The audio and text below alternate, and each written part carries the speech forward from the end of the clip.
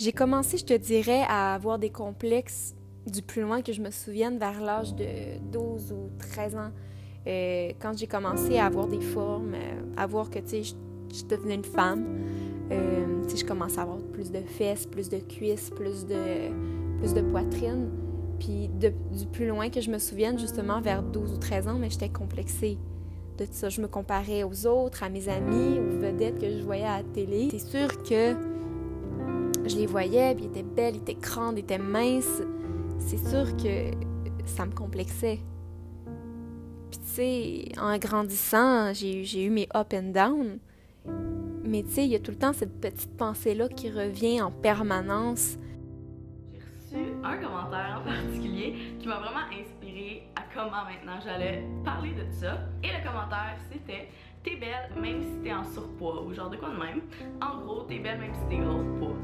C'était tellement comme si on disait « T'es belle même si t'es hors des normes de beauté de la société ». Genre. Puis ça m'a fait vraiment réaliser que c'est vraiment comme ça que la société pense, que il y a vraiment juste une petite zone des normes de beauté, puis si t'es à l'extérieur de ça, c'est pas normal que tu sois belle, genre.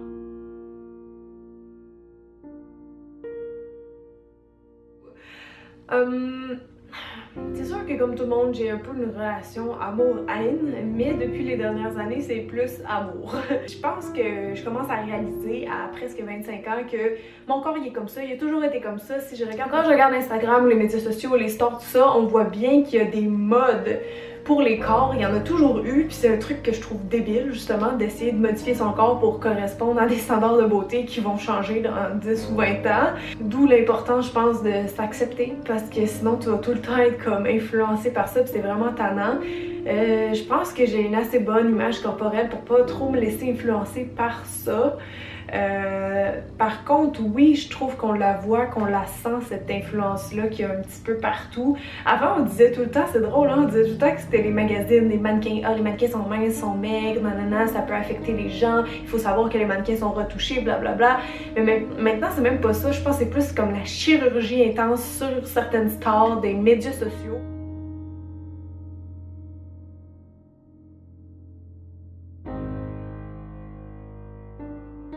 Que YouTubers, en tant que personne qui se montre sur les réseaux sociaux, tu as toujours la peur de te faire comparer, et toi-même tu as toujours tellement beaucoup de comparaisons, beaucoup d'aspects de comparaison devant toi tout le temps, parce que tu veux toujours, par exemple, ressembler à telle ou telle personne sur Instagram, tel ou tel YouTuber que tu admires beaucoup, que tu veux ressembler.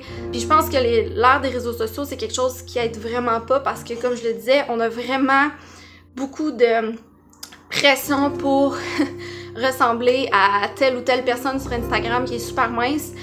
Puis ce que je me rends compte aussi, c'est que oui, tu sais, je veux dire, c'est quand même assez difficile d'avoir vraiment confiance en soi. Oui, c'est sûr que c'est un cliché de dire que c'est la société qui nous donne, tu sais, qui nous met des standards, mais c'est ça aussi, c'est ça, genre, surtout avec l'ère qu'on est, où que tout le monde peut se comparer avec tout le monde, en tant que personnalité sur YouTube, personnalité sur Instagram, on dirait que tu ressens encore plus la pression parce que tu veux vraiment atteindre un certain standard qu'on s'entend, qu'on sait très très bien qu'il existe, surtout sur Instagram. Je sais, on sait tous qu'il existe ce standard-là, même si on essaie tous de se dire que « Oh non, tous les corps sont beaux, tout ça, tout le monde est beau à sa façon ». On sait très très bien que malheureusement, c'est pas comme ça que ça marche vraiment, c'est pas comme ça que la vraie vérité, c'est pas ça du tout en fait.